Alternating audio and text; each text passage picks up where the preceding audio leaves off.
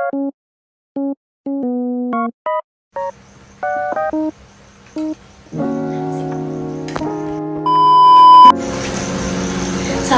warahmatullahi wabarakatuh.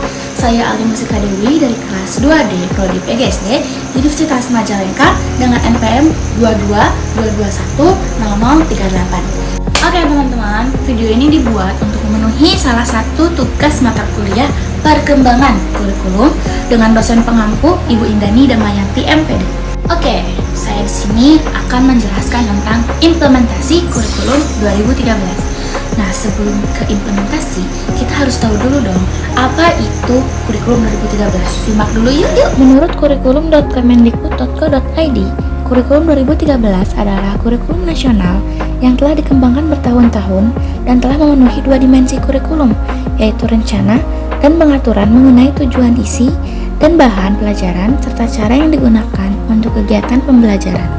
Nah, selanjutnya adalah tujuan dari kurikulum 2013. 4 kompetensi inti yang dituju dari kurikulum 2013 yakni kompetensi inti sikap spiritual, kompetensi inti sikap sosial, kompetensi inti pengetahuan, dan kompetensi inti keterampilan.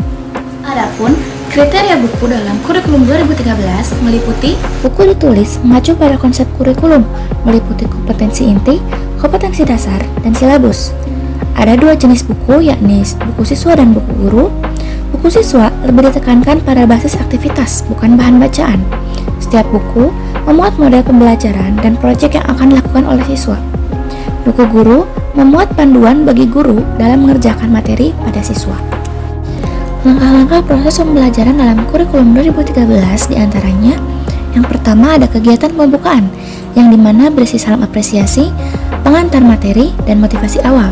Dilanjutkan dengan kegiatan observing atau mengamati, questioning atau menanya, associating atau menalar, experimenting atau mencoba, dan creating, networking, communicating, implementing atau mengkomunikasikan, yang meliputi pengembangan interpersonal dan intrapersonal. Dan kegiatan terakhir adalah penutup, yang dimana berisi tentang simpulan, motivasi, pengayaan, dan salam. Langkah-langkah penguatan proses pembelajaran dalam kurikulum 2013.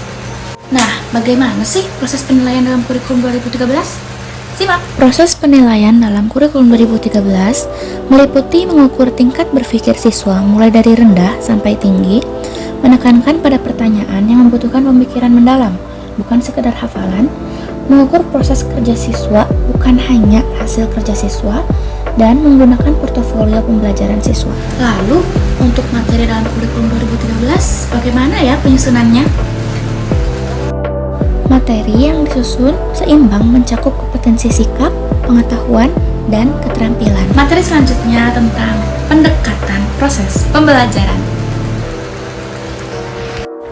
Pendekatan pembelajaran berdasarkan pengamatan, pertanyaan, pengumpulan data, penalaran, dan penyajian hasilnya melalui pemanfaatan berbagai sumber-sumber belajar atau siswa mencari tahu. Implementasi kurikulum 2013 pada peserta didik, guru, dan kepala sekolah itu bagaimana ya? Yuk kita swipe lagi. Dalam pengimplementasian kurikulum 2013, peserta didik merasa senang dengan adanya kurikulum 2013 karena peserta didik tidak merasa bosan belajar materi terlalu banyak. Karena pada kurikulum 2013, materi berisikan penggabungan dari beberapa mata pelajaran dalam satu tema.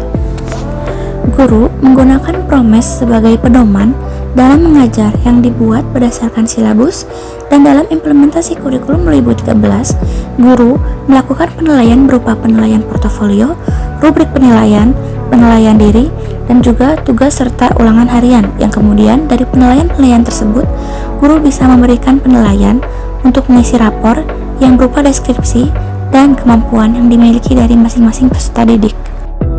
Kepala sekolah memiliki peran penting dalam implementasi kurikulum 2013. Kepala sekolah memiliki peran memberikan dukungan dan motivasi, memonitoring dan menyampaikan ilmu yang diperoleh ketika mengikuti sosialisasi kepada guru-guru. Selain itu, kepala sekolah melakukan supervisi kelompok. Kepala sekolah juga memberikan kesempatan kepada guru untuk meningkatkan profesinya dan mendorong guru dalam mengikuti kegiatan yang bisa menunjang implementasi kurikulum 2013. implementasi kurikulum 2013 menggunakan dari dana BOS dan juga LKMP, serta buku yang digunakan pada proses pembelajaran diperoleh dari pemerintah. Tentu dalam segala hal itu ada faktor pendukung dan faktor penghambatnya. Apa saja ya faktor pendukung dan penghambat dari implementasi kurikulum 2013?